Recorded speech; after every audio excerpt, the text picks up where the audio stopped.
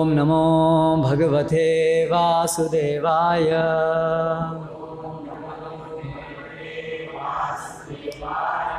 ओम नमो भगवते वासुदेवाय।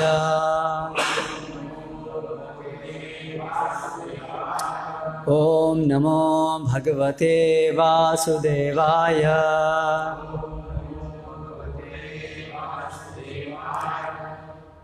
श्रीमद् भागवतम स्कंद 1 अध्याय 18 ब्राह्मण बालक द्वारा महाराज परीक्षित को शाप। श्लोक क्रमांक 31 और 32 भी मैं साथ में लूँगा। एषः किं निभृत अशेष कर्णः मीलित ईक्षणः मृषा समाधिः आहो स्वित् किं नु स्यात् छत्रबन्धुभिः। एष किं निभृताशेष कर्णो मीलिते क्षणः मृषा समाधिराहो स्वित् किं नु स्यात् छत्रबन्धुभिः। एष किं निभृताशेष कर्णो मीलिते क्षणः मृषा समाधिराहो स्वित् किं नु स्यात् छत्रबन्धुभिः।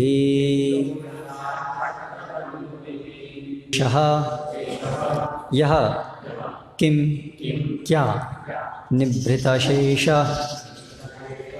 ध्यानमग्न मुद्रा कर्णः इंद्रियां मीलित बंद मुंदी ईक्षणः आँखें मृषा झूठी समाधि समाधि आहो रहता है स्वित् यदि ऐसा है किम या तो नु लेकिन स्यात् हो सकता है छत्रबंधुभिः निम्न क्षत्रिय के द्वारा। अनुवाद एवं तात्पर्य द्वारा कृष्ण कृपा मूर्ति श्री श्रीमद् अभय चरणारविंद भक्ति वेदांत स्वामी श्रीला प्रभुपाद। लौटने पर वे सोचने लगे तथा मन ही मन तर्क करने लगे कि क्या मुनि इंद्रियों को एकाग्र करके तथा आंखें बंद किए सचमुच समाधि में थे, अथवा वे निम्न क्षत्रिय का सत्कार करने से बचने के लिए समाधि का स्वांग रच रहे थे। तात्पर्य, भगवत भक्त होने के कारण राजा ने अपनी इस कार्यवाही को उचित नहीं समझा, अतः वे सोचने लगे कि क्या मुनि सचमुच समाधि में थे अथवा वे बहाना बना रहे थे जिससे उन्हें राजा का स्वागत न करना पड़े, क्योंकि राजा क्षत्रिय था अतएव पद में उनसे निम्न था। उत्तम जीव जब कभी कोई त्रुटि करता है तो उसके मन में तुरंत पश्चाताप होता है। श्रील विश्वनाथ चक्रवर्ती ठाकुर तथा श्रील जीव गोस्वामी यह नहीं मानते कि राजा का यह कार्य उनके विगत दुष्कर्मों के कारण था। यह योजना तो भगवान ने राजा को अपने घर भगवत धाम में वापस बुलाने के लिए बनाई थी। श्रील विश्वनाथ चक्रवर्ती के अनुसार यह योजना भगवान की इच्छा से बनी थी और भगवान की इच्छा से निराशा की स्थिति उत्पन्न हुई थी। योजना यह थी कि राजा के इस तथाकथित दुष्कर्म के लिए कली के प्रभाव से दूषित हो चुका एक अनुभव विहीन बालक ब्राह्मण बालक शाप देगा। इस तरह यह अच्छा ही होगा कि राजा अपने घर बार को छोड़ सकेगा और श्रील शुकदेव गोस्वामी के साथ संबंध होने से श्रीमद् भागवत प्रस्तुत होगा, जिसे भगवान का ग्रंथावतार समझा जाता है। इस ग्रंथावतार से भगवान की दिव्य लीलाओं के बारे में विशेष रूप से व्रजभूमि की दिव्य गोपिकाओं के साथ उनकी रासलीला की अत्यंत मनोहारी जानकारी प्राप्त होगी। भगवान की इस विशिष्ट लीला का विशेष महत्व है, क्योंकि जो भी भगवान की इस लीला को ठीक तरह से समझता है वह निश्चय ही संसारी काम वासना से विरत हो जाता है और भगवान की भक्तिमय सेवा के भव्य मार्ग पर प्रतिष्ठित हो जाता है। शुद्ध भक्त की संसारी निराशा उसे उच्चतर दिव्य स्थान प्रदान करने के निमित्त होती है।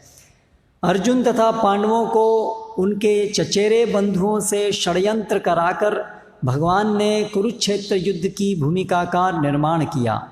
यह सब भगवान की वाणी की प्रतिनिधि भगवत गीता का अवतार कराने के लिए था। इसी प्रकार राजा परीक्षित को विषम परिस्थिति में डालकर भगवान की इच्छा से श्रीमद् भागवत का अवतार कराया गया। भूख तथा प्यास से क्षुब्ध होना तो मात्र दिखावा था, क्योंकि राजा ने माता के गर्भ में रहते हुए भी बहुत सहन किया था। वे अश्वत्थामा द्वारा छोड़े गए ब्रह्मास्त्र के जाज्वल्यमान ताप से कभी विचलित नहीं हुए। राजा की यह यथापूर्ण स्थिति निश्चय ही अभूतपूर्व थी। महाराज परीक्षित जैसे भक्त भगवान की कृपा से ऐसे ही आपदाओं को सहन करने के लिए काफ़ी शक्तिशाली होते हैं और वे कभी विचलित नहीं होते।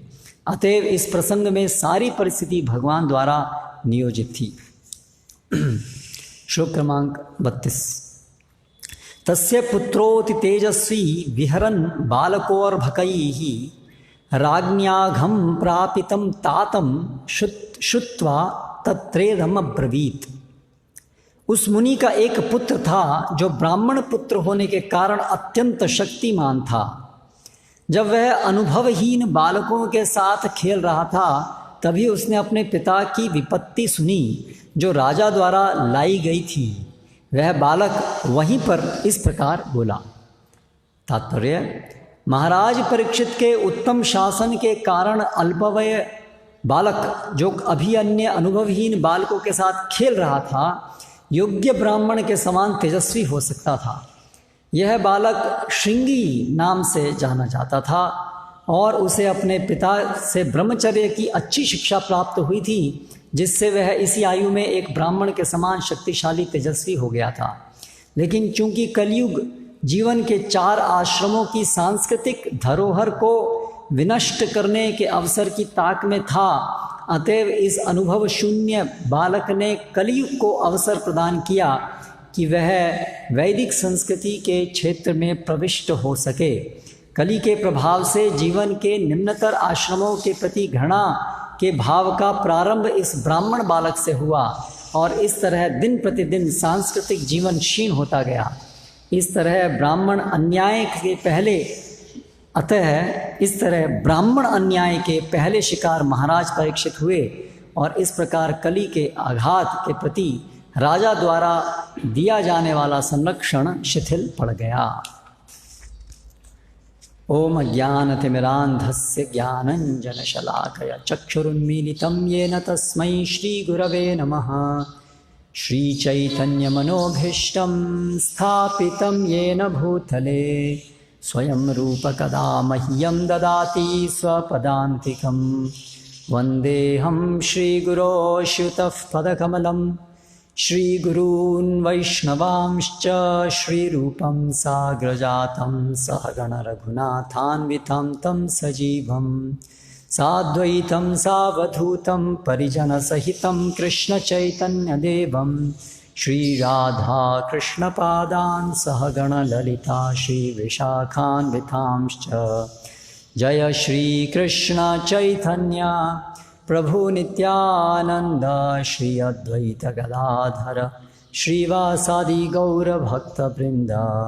हरे कृष्णा कृष्णा कृष्णा हरे हरे, हरे राम राम राम हरे हरे।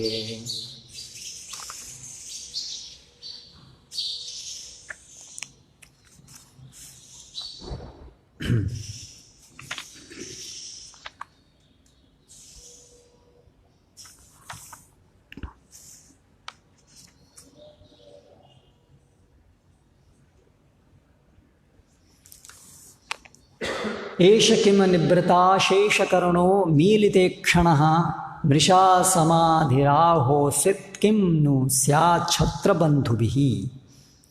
लौटने पर वे सोचने लगे तथा मन ही मन तर्क करने लगे कि क्या मुनि इंद्रियों को एकाग्र करके तथा आंखें बंद किए सचमुच समाधि में थे, अथवा वे निम्न क्षत्रिय का सत्कार करने से बचने के लिए समाधि का स्वांग रचा रहे थे। जैसे कि पिछली कक्षा में हमने चर्चा की कि ये जो भी महाराज परीक्षित के चरित्र में त्रुटि यहाँ दिख रही है वो भगवान की विशेष योजना थी। वो वास्तव में उनका अपना कर्म फल के कारण उत्पन्न दोष नहीं था। तो बहुत प्रकार से हम जो त्रुटि करते हैं उसके बहुत सारे कारण हो सकते हैं। ये हमने कुछ चर्चा पिछली बार की। एक कारण है कर्म फल के कारण दोष उत्पन्न होना। तो जो भी हमारे साथ इस जीवन में घट रहा है, जो भी हम इच्छा भी करते हैं, जिस प्रकार की परिस्थितियों में हम होते हैं, वो सब दो चीज़ों से प्रभावित होती है मनुष्य जीवन के अंदर। एक समय पर दो चीज़ों का प्रभाव साथ साथ पड़ रहा है हम हर चीज़ के ऊपर। जो भी हम इच्छा भी कर रहे हैं, विचार भी कर रहे हैं, क्रिया कर रहे हैं, परिस्थितियाँ जो हमारे सामने उत्पन्न होती हैं, वो सब दो चीज़ों का प्रभाव साथ साथ पड़ रहा है। एक है हमारे कर्म फल,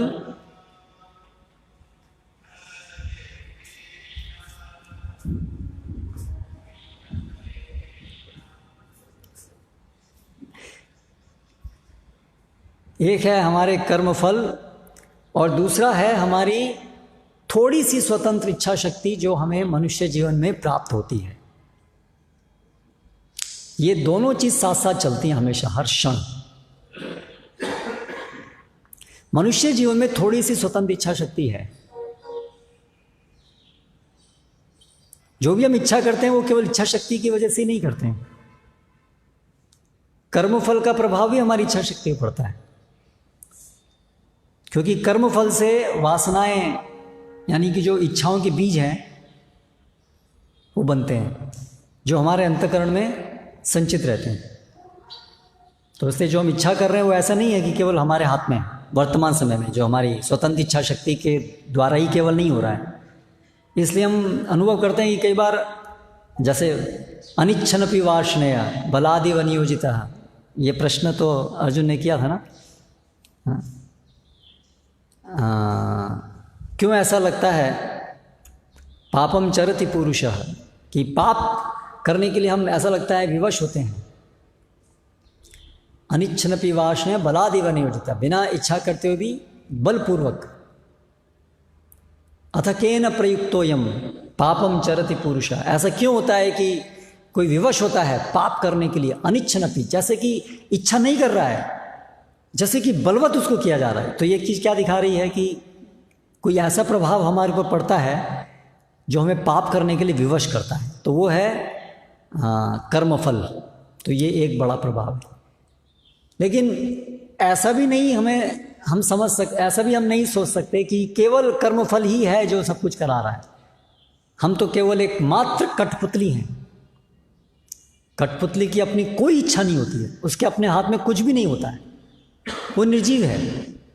तो ऐसा भी नहीं है कि मनुष्य जीवन जो है उसमें हम सब इस प्रकार से कठपुतली की तरह से नाच रहे हैं और अभी हमारे हाथ में कुछ नहीं है। क्योंकि यदि ऐसा होता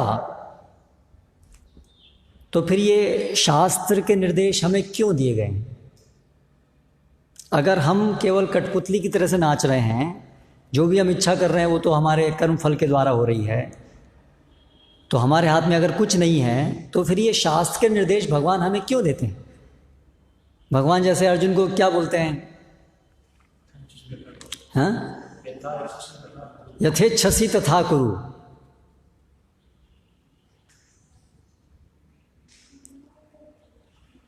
क्या, कैसे वो श्लोक आरंभ होता है?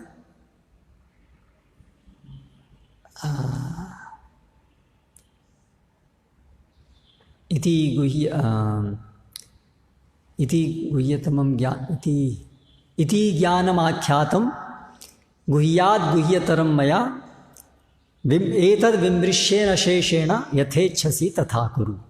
यस, तो एतद् ज्ञानम आख्यातम, अभी मैंने तुम्हें ये ज्ञान समझा दिया। एतद् ज्ञानम आख्यातम गुह्यात् गुह्यतरम मया, जो बहुत गुह्य है ये ज्ञान मैंने तुमको समझा दिया। विमृश्येन, विमृश्येतद् अशेषेण, विमृश्येतद् मतलब इसके ऊपर अभी विचार करो, फिर यथेच्छसि तथा कुरु, और फिर जो इच्छा है वो करो।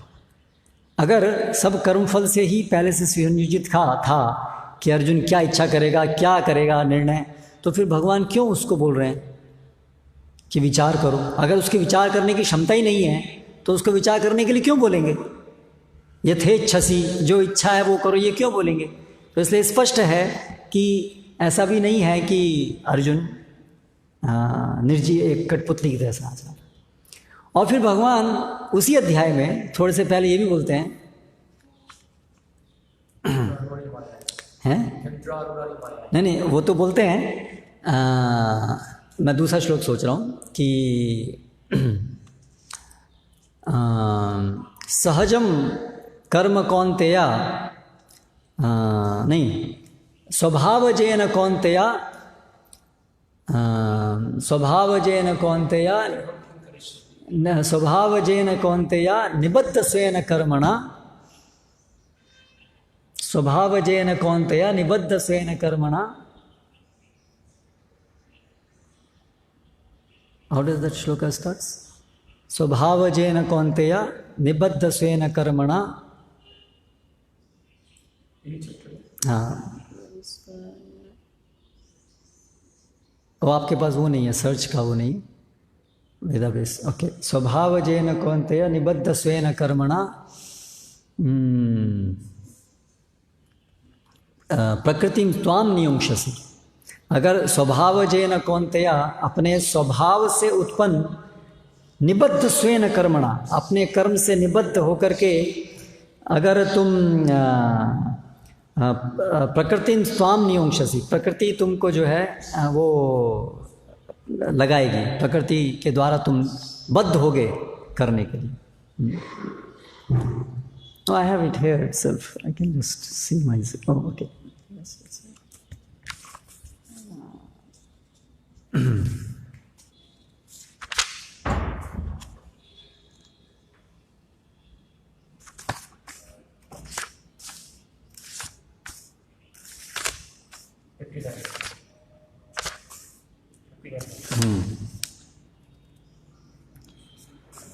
59, 50, 60.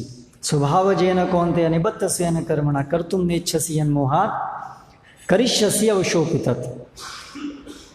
अगर तुम कर्तुम न इच्छसि यन्मोहात्, यदि मोहवश तुम युद्ध नहीं करने की इच्छा करोगे, तो स्वभावजेन कौन्तेय निबद्ध स्वेन कर्मणा, अपने कर्म से जो स्वभाव से निर्मित हुए हैं तुम्हारे, उससे बद्ध होकर के करिष्यसि अवशोऽपि तत्, सॉरी, प्रकृतिं स्वाम नियुंक्षसि पहले वाले श्लोक का है, और ये इस वाले करिष्यसि अवशोऽपि तत्, तुम अब विवश होगे करने के लिए। तो दोनों चीज़ हैं, दोनों चीज़ हैं, कर्मफल भी हैं लेकिन हमारी स्वतंत्र इच्छा शक्ति भी है। तो ये चीज़ को समझना बहुत ज़रूरी है। कोई भी हम कार्य करते हैं तो हम दोनों चीज़ हो रही होती हैं। तो इसीलिए यहाँ पर अभी जो परीक्षित महाराज ने एक प्रकार से ये जो त्रुटिपूर्ण कार्य किया, एक मुनि जो समाधि में बैठे हुए थे उनका अपमान कर दिया, तो अब इसके कारण की विवेचना यहाँ आचार्यगण कर रहे हैं कि क्या कारण रहा। तो वो कह रहे हैं कि कर्म फल ये कारण नहीं हो सकता, वो उनका ऐसा नहीं हो सकता कि वो कर्म फल के कारण विवश हो गए हों, क्योंकि उन कर्म फल से स्वभाव बनता है। हमारा जो स्वभाव बनता है वो कर्म फल से बनता है, मुख्य रूप से हमारे इस जीवन के प्रशिक्षण से ही बनता है ना। दोनों भाग होते हैं उसमें, इस जीवन का प्रशिक्षण भी होता है और हमारे कर्मफल भी होते हैं। तो जो भी उनका स्वभाव बना हुआ था अभी महाराज परीक्षित का, तो उसमें तो हम देख रहे हैं कि वो इससे बहुत अधिक कष्ट सहन करने के लिए सक्षम थे। उन्होंने ऐसे बहुत सारे कष्ट सहन किए थे, तो इसलिए उनका स्वभाव तो ऐसा नहीं था। तो इसका मतलब स्वभाव के ऊपर तो स्वभाव तो ऐसा नहीं था, यानी कि कर्मफल के कारण ऐसा नहीं कहा जा सकते ऐसा हुआ होगा। कभी कभी ऐसा होता है कि व्यक्ति का स्वभाव एक प्रकार से बदल गया हो, लेकिन थोड़ा सा कुछ कर्मफल का वो रह जाता है और वो कभी अचानक उदित हो जाता है। इसको बोलते हैं एक्सीडेंटल फॉल डाउन। एक्सीडेंटल कि पहले का जो भी कर्मफल है उसका प्रभाव लगभग समाप्त हो गया है, लेकिन पूरी तरह समाप्त नहीं हुआ है। तो एक भक्त बहुत अच्छा उनका जीवन दिख रहा है, लेकिन कभी अचानक वो कुछ बहुत गलत कार्य कर बैठते हैं या कुछ उनके चरित्र में गलत चीज़ दिखती है, तो उसको क्या समझना चाहिए, वो पूर्व नियोजित नहीं था या उनका वो अभ्यास नहीं है ऐसा करने का, लेकिन अचानक ऐसा कुछ गलत उनके चरित्र में दिख जाता है, तो इसका कारण कुछ और है फिर। तो इसका कारण हो सकता है कि कुछ जो थोड़ा बचा कुचा था वो अचानक उदित हो गया, ये कारण हो सकता है। ठीक है, तो इसीलिए जैसे हमने पिछली कक्षा में कहा कि उसके लिए साधु रेव समंतव्य, उसके लिए उसको वो साधु ही मानना चाहिए, वो तो तुरंत हट जाएगा। तो उसको उस परिस्थिति में क्या होगा कि उस भक्त को बहुत पश्चाताप होगा। ये उसका एक विशिष्ट चिन्ह है ना। जो व्यक्ति अभ्यस्त है, जिसका स्वभाव ही खराब है, स्वभाव से ही वो दूषित है, उसको लज्जा नहीं आएगी, उसको ग्लानि नहीं होगी, उसको नॉर्मल रहेगा, है ना। ईर्ष्या करना उसके लिए सहज है, ईर्ष्या करता ही है, वो द्वेष करता ही है, सबके साथ करता है, उसे कोई ग्लानि नहीं होती अंदर से। लेकिन जिसका ये स्वभाव नहीं है, जिसके अंदर ये आकस्मिक रूप से कुछ उत्पन्न हो गया है, उसके अंदर वो ग्लानि का भाव होगा। तो ये चीज़ हम यहाँ देख रहे हैं। प्रभुपाद जी क्या बता रहे हैं यहाँ पर, उनको भी ग्लानि हुई आकर के, अरे मैंने सही किया गलत किया, मैंने सही किया गलत किया, मैंने क्या किया, ऐसे विचार आएंगे, मैंने सही किया गलत किया, मैंने सही किया गलत किया।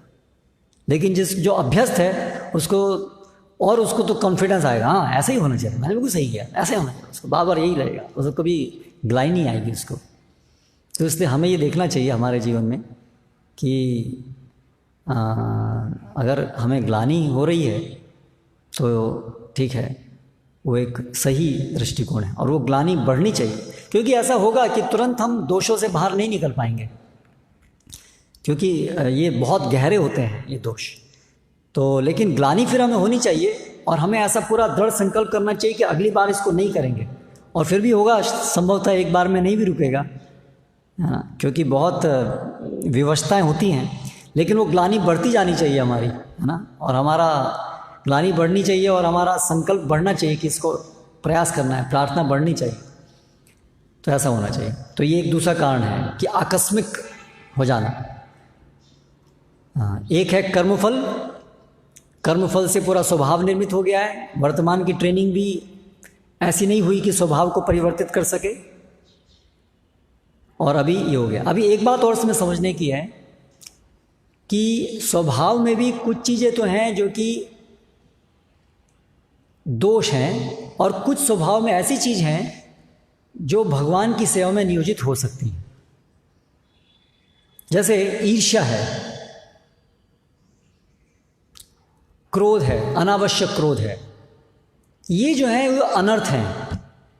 अभी ये स्वभाव के अंदर आ गए हैं, तमोगुण से, रजोगुण से पाप करने की वृत्ति है, लेकिन इसको भगवान की सेवा में नियोजित नहीं किया जा सकता, इसको तो उखाड़ के फेंकना ही चाहिए, पाप करने की वृत्ति को। लेकिन जैसे क्षत्रिय का स्वभाव है या शूद्र होने का स्वभाव है, वो भगवान की सेवा में नियोजित किया जा सकता है, इसलिए उसको उखाड़ के फेंकने की जरूरत नहीं है, वो उखाड़ के फेंका नहीं जा सकता, वो जीवन पर्यंत हमारे साथ वो स्वभाव रहेगा। तो दोनों चीज़ में भेद करने की भी आवश्यकता है। कई बार भक्त लोग ऐसा बोलते हैं ना, मैं क्या करूं प्रभु, मेरा स्वभाव है ईर्ष्या करना, मेरे को स्वभाव से ईर्ष्या होती है, मैं क्या करूं। तो स्वभाव थोड़ा जाने वाला है, स्वभाव तो रहेगा ही। तो ये दोनों चीज़ों में अंतर हमें समझना चाहिए। जो ब्राह्मण, क्षत्रिय, वैश्य, शूद्र, ये जो स्वभाव हैं, ये समाज को चलाने के लिए जरूरी है, इस भौतिक जगत को। इसलिए रजोगुण, तमोगुण, सतोगुण से ये तीनों वर्ण उत्पन्न होते हैं, और ये भगवान के आयोजन से ये हमेशा रहेंगे। जैसे कि जब तक हम इस भौतिक जगत में हैं, तो हम भौतिक जगत तो तीनों गुणों से बना है ना, हमारा शरीर तीनों गुणों से बना है, हमें तीनों गुणों की आवश्यकता होती है इस भौतिक जगत में जब तक हम हैं। तो इसलिए तमोगुण को हटाने का अर्थ ये नहीं है कि उसको जब तक इस भौतिक जगत में तब तक वो ऐसे खत्म हो जाएगा, वो ऐसे नहीं होगा। जैसे सोने की जरूरत है हमको, निद्रा की, तो तमोगुण हमको चाहिए उस समय, तमोगुण के बिना निद्रा नहीं आएगी। तो उसी प्रकार से समाज को बनाए रखने के लिए चारों के चारों वर्णों की आवश्यकता है। तो शूद्र वर्ण जो है वो कौन से गुणों से उनकी क्रियाएं आती हैं? तमोगुण से आती हैं। तो उसका अर्थ ये नहीं है कि हाँ ये शूद्र जो है तमोगुण में से शूद्र नहीं होने चाहिए समाज में, ऐसा समाज नहीं चलेगा, भौतिक जगत में आवश्यक है। तो ये जो समाज को चलाने के लिए या शरीर को चलाने के लिए जो तमोगुण रजोगुण की जरूरत है, वो हटाने की जरूरत नहीं है, वो हटेगा नहीं। हाँ, इस तरह से। लेकिन कुछ चीजें हैं जो पापपूर्ण हैं, वो भगवान की सेवा में अवरुद्ध हैं, उनको भगवान की सेवा में नियोजित नहीं किया जा सकता, उनको तो हटाना ही है, और वो हट सकती है इवन इस भौतिक जगत में रहते हुए भी। तो इसलिए ये जो पाप में वृत्ति है, ईर्ष्या, द्वेष इत्यादि, जो 6 हमारे रिपु हैं, काम, क्रोध, लोभ, मोह, मद, मत्सर्य, ये भी तमोगुण रजोगुण से उत्पन्न होते हैं। लेकिन इनको तो हटाना है। इसको हम ऐसा नहीं सोच सकते कि मेरे स्वभाव में, हाँ स्वभाव में है तो मुश्किल होगा, अगर आपके स्वभाव में है तो उसको निकालना मुश्किल होगा। किसी के स्वभाव में अधिक काम वासना है, किसी में अधिक ईर्ष्या है, तो उसको ज़्यादा मुश्किल होगा, लेकिन वो निकलेगा और निकालना चाहिए, निकालने की आवश्यकता है, नहीं तो भगवान की सेवा में अवरुद्ध होगा। लेकिन अगर किसी का स्वभाव शूद्र का है तो उसको निकालने की, फेंकने की जरूरत नहीं है। आप शूद्र स्वभाव में रहते हुए उसको भगवान की सेवा में नियोजित कीजिए, वो पॉसिबल है। काम वासना भी है, काम वासना भी जो भगवान के गृहस्थ आश्रम में वो भगवान की सेवा में नियोजित हो सकती है, उसको हटाने की जरूरत नहीं है। लेकिन जो काम वासना भगवान की सेवा में नियोजित नहीं हो सकती है, जो पापपूर्ण है, उसको हटाने की जरूरत है। ये क्लियर है ना पॉइंट? तो स्वभाव की कुछ चीज़ें भगवान की सेवा में नियोजित हो सकती हैं, कुछ नहीं हो सकती हैं। जो नहीं हो सकती वो पाप है, उसको हटाने की जरूरत है। जो सेवा में नियोजित हो सकती है वो हटाने की आवश्यकता नहीं है, वो भगवान की सेवा में नियोजित होकर के शुद्ध हो जाएगी वो, ठीक है। फिर एक जो कारण है, दोष हो सकता है, वो शुद्ध भक्तों के जीवन में है, जो केवल भगवान की विशेष इच्छा के कारण होता है। वो केवल भगवान के जो लिबरेटेड सोल हैं, जो मुक्त जीव हैं, मुक्त भक्त हैं, मुक्त अवस्था में स्थापित हैं, ऐसे भक्तों के जीवन में अगर कोई दोष देखने को मिलता है तो वो ना तो कर्म के कारण है, ना तो एक्सीडेंटल है, वो भगवान की योजना है, लीला शक्ति, वो भगवान की लीला शक्ति का होता है। तो यहाँ पर जो परीक्षित महाराज के साथ जो देखने में आ रहा है वो ये कैटेगरी का है दोष। तो एक तो ये बात हमने देखी। अभी दूसरी चीज़ जो यहाँ पर हम देख रहे हैं, जो दूसरे तात्पर्य में श्रील प्रभुपाद जी बता रहे हैं, लेकिन चूंकि कलयुग जीवन के 4 आश्रमों को की सांस्कृतिक धरोहर को विनष्ट करने के अवसर की ताक में था, अतएव इस अनुभव शून्य बालक ने कलयुग को अवसर प्रदान किया कि वह वैदिक संस्कृति के क्षेत्र में प्रविष्ट हो सकेगा। तो हमें बहुत सचेत रहना है कि हम जिस युग में रह रहे हैं, कलयुग, उसका प्रभाव बहुत अधिक हमारे ऊपर पड़ रहा है। कलयुग ताक में था कि मुझे अभी एंटर करना है, कैसे मैं प्रवेश करूं। तो कलयुग जो है उसका भी एक अधिष्ठाता देव है, कली पुरुष। परीक्षित महाराज ने पहले उसको खदेड़ा था ना, कली पुरुष को, थोड़े ही समय पहले, पिछली कुछ अध्यायों से पहले हमने देखा कि कैसे कलयुग को कैसे भेंट की परीक्षित महाराज ने। तो उसको रोक दिया, अपनी शक्ति से उसको रोक दिया। लेकिन क्योंकि पूरा जो आयोजन है उसमें सतयुग, त्रेता, द्वापर, कलयुग है, तो कलयुग आना तो है, कलयुग तो रहेगा, उसकी समय हो गया आने का, तो कलयुग आएगा। लेकिन परीक्षित महाराज जैसे पराक्रमी राजा और भक्त उसको खदेड़ सकते हैं, अपनी शक्ति के कारण उसके प्रभाव को रोक सकते हैं, है ना। तो अभी हमारी ऐसी स्थिति चल रही है। अभी प्रवेश तो हो चुका है, प्रवेश क्या, पूरा जगह जगह पूरा वो छा गया है कलयुग। मंदिर के अंदर, मंदिर के बाहर भक्त भी इससे अछूते नहीं हैं, बड़े गंभीर भक्त हैं, लेकिन रह तो रहे ना कलयुग में। तो इसलिए ये विशेष परिस्थिति है हमारी, इससे हमको सचेत होना चाहिए कि हम कलयुग में जी रहे हैं। इस विचार का बड़ा महत्वपूर्ण चीज़ है जो इससे प्रभावित होती है। तो हमें हमेशा सोचना चाहिए कि कलयुग, क्योंकि हम कलयुग में जी रहे हैं, तो वो कभी भी हमको प्रभावित कर सकता है। इसलिए उसके लिए जो प्रतिरोधक चीज़ें हैं उसका प्रयोग करना चाहिए। जैसे अभी पेंडेमिक चल रहा है, 2 साल पहले तक कोई मास्क नहीं लगाता था, ज़रूरत नहीं थी, हाथ ऐसे अनावश्यक बार साफ करने की ज़रूरत नहीं थी, सैनिटाइज़र की ज़रूरत नहीं थी, अल्कोहल लगाने की। लेकिन अभी जब पेंडेमिक का काल शुरू हो गया तो धीरे धीरे सबको सचेत कराया गया, है ना। इतना सारा एडवर्टाइजमेंट किया गया, अरे भाई अभी पेंडेमिक फैला हुआ है, ये कीटाणु में दिख नहीं रहे हैं, सूक्ष्म हैं, लेकिन है सब जगह, तो इसलिए मास्क लगाओ, prevention, protection protection protection protection, है ना। तो लोग धीरे धीरे फिर सचेत हो गए, है ना। अभी लोग जो है, पहले शुरू में लोग मास्क, अरे मास्क ये क्या, इतना सारा प्रतिकार होता था मास्क लगाने के पीछे, मास्क नहीं लगाया, बेकार बेकार। लेकिन धीरे धीरे लोगों को, अरे हाँ लोग तो मर रहे हैं भाई, अच्छा तो कुछ करना पड़ेगा। फिर लोग धीरे धीरे जागृत हुए और फिर लगाना शुरू किया मास्क, और लगता है कुछ फ़र्क तो पड़ा इन सब चीज़ों से? नहीं पड़ा, कुछ नहीं पड़ा, मास्क से कोई फ़र्क नहीं पड़ा। ऐसा अलग अलग थ्योरी है बहुत सारी, कई थ्योरी ऐसी भी है कि ये वायरस है ही नहीं, लेकिन अभी तो ज़्यादातर लोग तो अभी नहीं ऐसा मानते कि ऐसी कोई चीज़ है ही नहीं, क्योंकि प्रभाव तो दिख रहा है, वेव आती है, कुछ लोग एकदम से ज़्यादा प्रभावित होते हैं, अभी नहीं है। जैसे अभी हम आराम से बैठे हुए हैं, पिछले साल मार्च महीने में यही टाइम में, गौर पूर्णिमा के टाइम में, गौर पूर्णिमा से जस्ट बाद सेकेंड वेव शुरू हुई थी, तो बहुत ख़राब स्थिति थी, लोग एकदम से प्रभावित हो रहे थे, दिख रहा था। तो एनीवे, ये तो कॉन्स्पिरेसी हो सकती है, लेकिन कलयुग तो कॉन्स्पिरेसी नहीं है तो बिल्कुल स्थापित तथ्य है तो हाँ, तो हमें कलयुग से अपने को और दूसरों को बचाने के लिए जो भी आवश्यक चीज़ें हैं उसको करने की आवश्यकता है। हाँ, नहीं तो हम प्रभावित हुए बिना नहीं रहेंगे। तो हम कई बार इसके लक्षण देखते हैं, भक्तों में आपस में, गंभीर भक्त होते हैं पर आपस में उनमें भी ईर्ष्या द्वेष उत्पन्न होता है, झगड़े उत्पन्न होते हैं। मिसअंडरस्टैंडिंग आजकल का एक बड़ा सामान्य शब्द है, मिसअंडरस्टैंडिंग। मिसअंडरस्टैंडिंग हो गई, कम्युनिकेशन गैप, समझने में समझाने में गलती हो गई, उसकी वजह से मनमुटाव हो गया, है ना। एक कॉमन चीज़ है, आजकल इतनी कॉमन है, पहले इतनी नहीं थी, क्योंकि कलियुग का प्रभाव है, कलह, इसीलिए इसको कलह, कलियुग, कलह का युग है, झगड़ा, बात बात में झगड़ा होता है।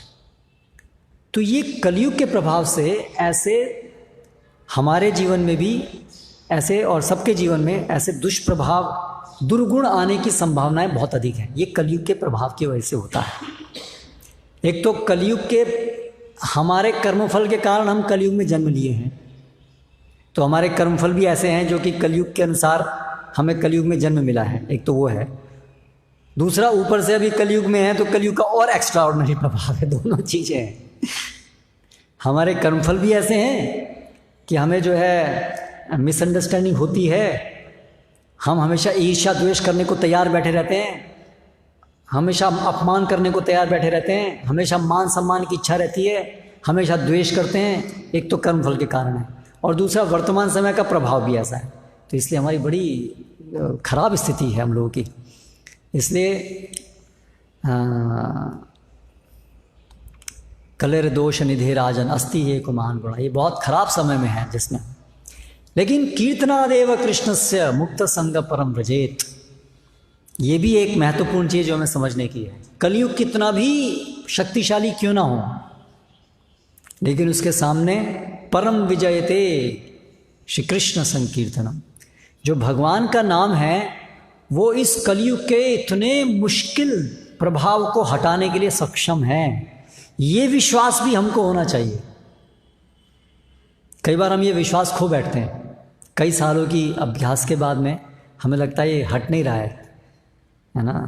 या भक्तों के जीवन में हम देखते हैं, अरे भक्त भी लड़ाई करते हैं, भक्त भी ऐसे ऐसे करते हैं, हमारा विश्वास हट जाता है, लगता है पता नहीं कुछ प्रभाव नहीं हो रहा है, कलयुग जीत गया ऐसा लगता है ना। लेकिन ऐसे भक्त हैं, हम देख सकते हैं, जो इसी कलयुग में रह रहे हैं, हमारे ही आसपास में रह रहे हैं, लेकिन वो इस कलयुग को जैसे परीक्षित महाराज धकेल पाए, ऐसे वो इस कलयुग के प्रभाव को अपने जीवन से धकेल पा रहे हैं।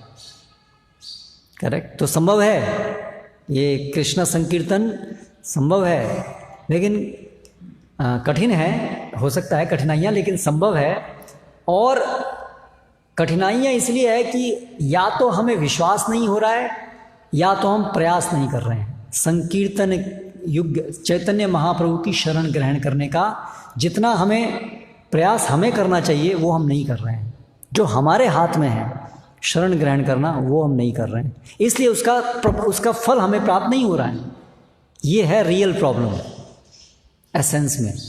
कलयुग का प्रभाव है वो तो सब है ही, हमारे कर्म फल हैं वो तो सब है ही, जो भी है, लेकिन जो उसकी औषधि है, जो उसका प्रिवेंशन है, जो उसका अवरोधक, जो उसका उपाय है, वो हम सही से ग्रहण नहीं कर रहे हैं। ये समस्या की जड़ है ना।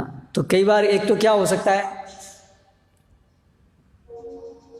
हमें इच्छा ही नहीं है अपने को प्रोटेक्ट करने की। करेक्ट? तो जैसे सब जगह पेंडेमिक है तो सब जगह बताया है सरकार ने, ये करो वो करो वो करो, लेकिन हम लोग जो हैं उसके प्रति अचेत हैं, तो फिर कैसे बचेंगे? तो उसी प्रकार से कलयुग के विषय में, कलयुग को रोकने के लिए ये उपाय है, इतना अच्छे से बताया गया है ना। जैसे आप देखिए, हम लोग थोड़े बहुत हैं जो कुछ संकीर्तन कर रहे हैं, पर इतने सारे लोग हैं वो नहीं कर रहे हैं। और आप डिफरेंस देख सकते हैं, चाहे भले ही भक्तों के संगति, भक्तों के उसमें भी परेशानियां हैं, भक्तों के आपस में मनमुटाव हैं, लेकिन बाहर के उससे कंपैरिजन नहीं है आप कुछ भी कर देख लीजिए, फिर भी जैसे भी है। Am I wrong? बाहर के जगत में तो इतना ज़्यादा कलह है, बहुत बहुत ज़्यादा है। हम तो यहाँ पर केवल बातचीत करके ही कलह यहीं तक ही रहता है, बाहर तो फिजिकल और क्या क्या नहीं होता है, लंबी लंबी योजनाएं हैं, और दूसरों का शोषण करने के लिए कितना भी शोषण करते हैं, कुछ भी कर लेते हैं, और उनको ग्लानि भी नहीं होती है। बच्चा पिता को मार देता है, माता पिता बच्चों को, और क्या कुछ नहीं करते हैं, कोई हद नहीं है वहाँ तो, है ना। तो अंतर तो है, भक्तों के समाज में और बाहर के समाज में बड़ा अंतर तो है। तो कैसे ये अंतर हुआ है? तो ये जो भी हम थोड़ा बहुत सब नामाभास ले रहे हैं, उसके प्रभाव से इतना बड़ा अंतर है। शुद्ध नाम लेंगे तो क्या होगा? तो अंतर है।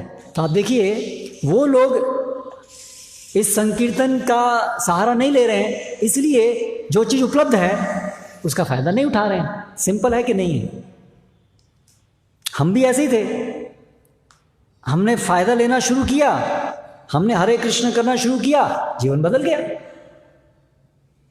वही हमारे अड़ोसी पड़ोसी, वही हमारे भाई बहन इसका फायदा नहीं उठाए, उनका जीवन और हमारे जीवन में अंतर आप देख लीजिए, है कि नहीं? तो इसका मतलब उपाय तो है। अभी हम लोग भी जो ले रहे हैं, अगर हम लोग भी उसको पूरी गंभीरता से ले लेंगे तो ज़्यादा फर्क हो जाएगा।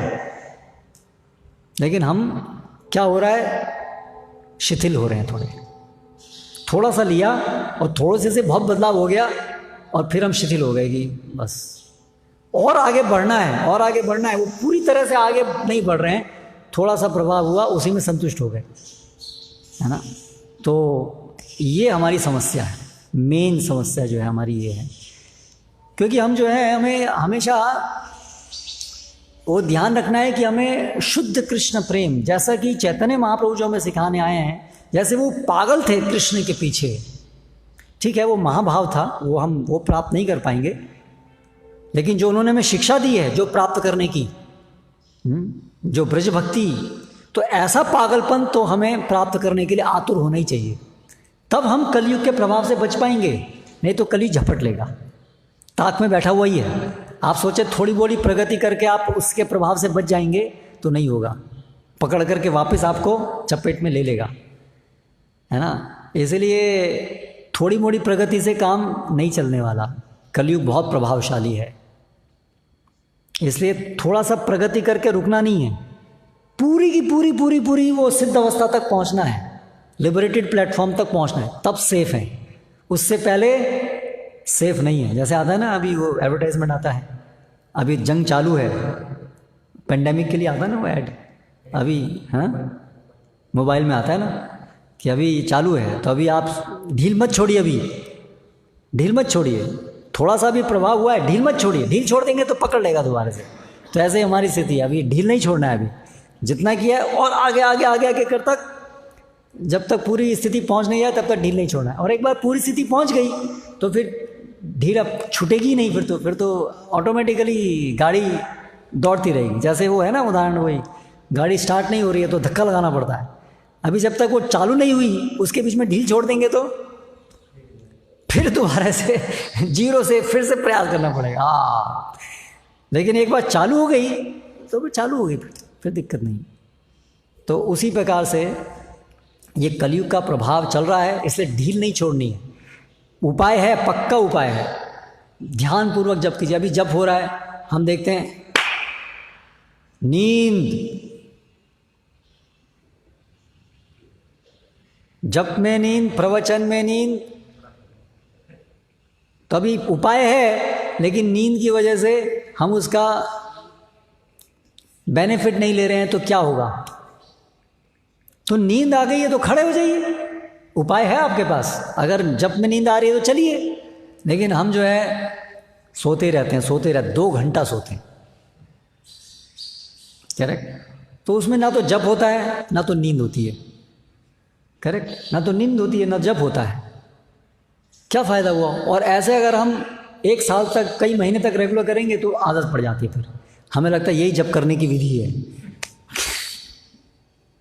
हमें फिर पता भी, हमें उसको दिक्कत नहीं लगती है, हमें यही हमारा मेथड, यही है हमारा जप करने का। और हम लोग तो हम जप हो रहा है हमारा, हर रोज छोले माला हो रही है, क्या माला हो रही है?